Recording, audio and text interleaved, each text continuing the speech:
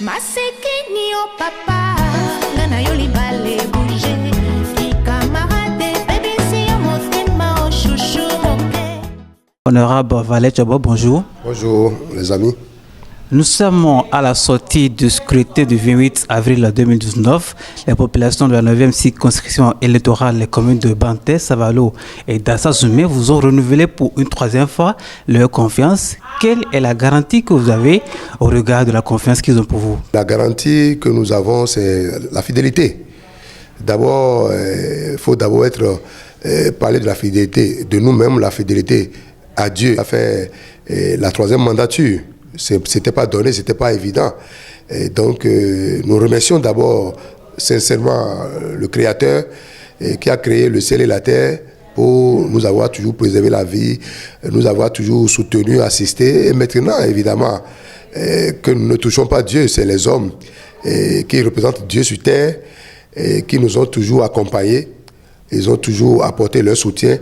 Nous leur disons, nous profitons de votre micro pour leur dire merci pour tout ce qu'ils ont fait, surtout pour les élections passées, les élections législatives passées, et réitérer notre engagement et notre fidélité, notre détermination à faire de manière à ce que le développement de notre cité, de la 9e circonscription, et notamment de Savalo, soit toujours de mise. Honorable, la commune de Savalo sort avec deux députés. Il y a vous et votre frère, le député Estache Akpovi. Comment allez-vous travailler pour le développement de la 9e, de Savalo et du Bénin? Quoi qu'en soit le type de la personne et qu'il accède au pouvoir, ça vient de Dieu. Moi, tout pouvoir vient de Dieu.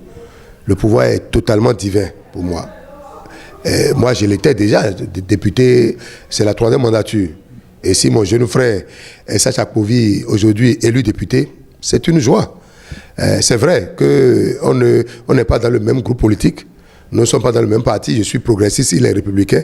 Mais ce n'est pas une raison pour que Savalo, ayant deux députés aujourd'hui, qu'on ne conjugue pas les efforts ensemble, qu'on ne parle pas de la même voix pour le bonheur de Savalo. En réalité, nous devons voir Savalo dans ces deux députés que nous avons eus à Savalo. C'est ça qu'il est question.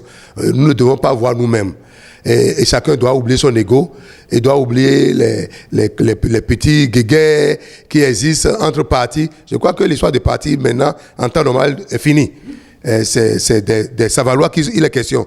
Deux Savalois députés, ça doit être pour le bonheur de Savalo. En tout cas, pour ma part, je pense que je jouerai ma partition en tant que aîné de la chose pour que, bon, ce qu'on doit faire pour que Savalo en sorte grandi et que cela soit une réalité. C'est vrai, ça, il faut être honnête, qu'il y a quand même du travail à faire avec notre jeune frère Estache Akpovi pour que tout ça soit une réalité.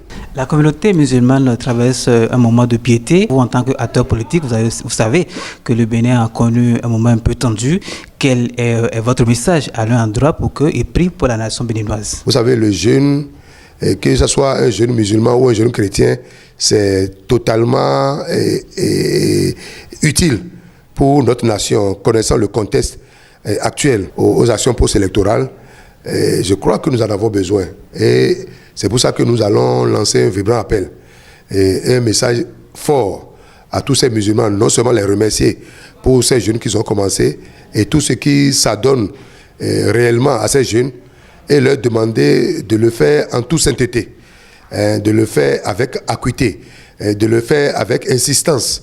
Et de la manière dont on le faisait hier, que cette fois-ci, que ça soit de manière particulière, à cause du contexte politique de notre pays.